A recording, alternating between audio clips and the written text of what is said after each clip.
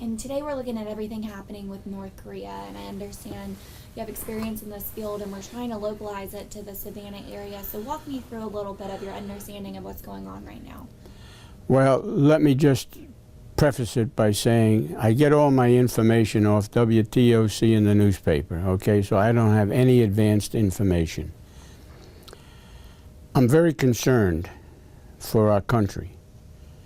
And the reason I'm concerned is, one, I think the guy that heads North Korea is an absolute nut. And what I'm concerned with is when he's telling me he's going to shoot, tells us, he's going to shoot missiles towards Guam, and he could fire them towards the United States.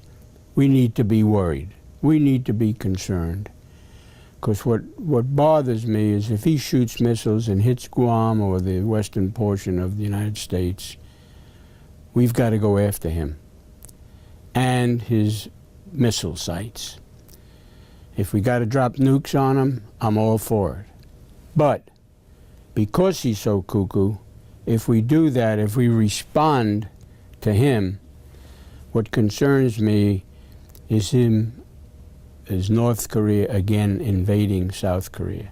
Now, that concerns me because we've got 20 or 30,000 U.S. Army people there.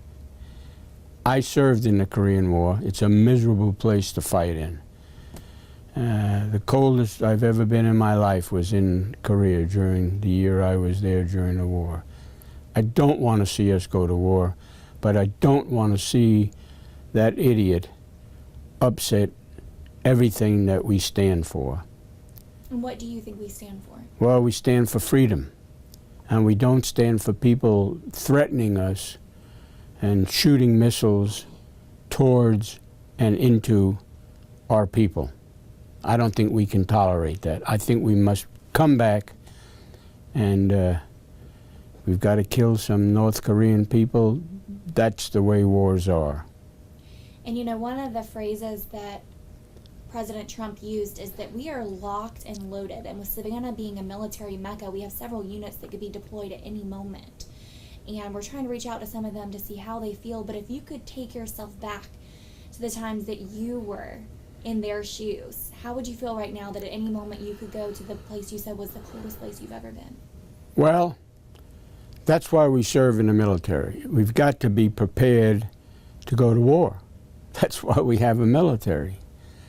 It's a miserable life. You know, when I was in Korea during that war, I was the second lieutenant of infantry leading a rifle platoon. That's the lowest command slot of any officer in the Army.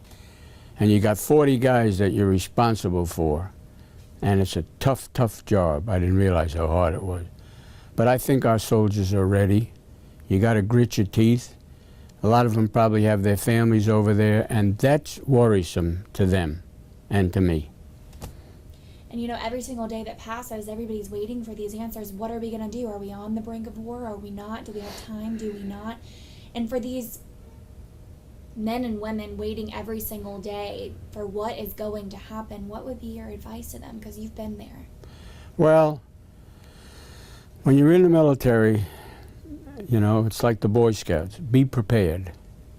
You're prepared. The reason you're in the military is if called upon by your country, by your president, you go to war. That's why you're there.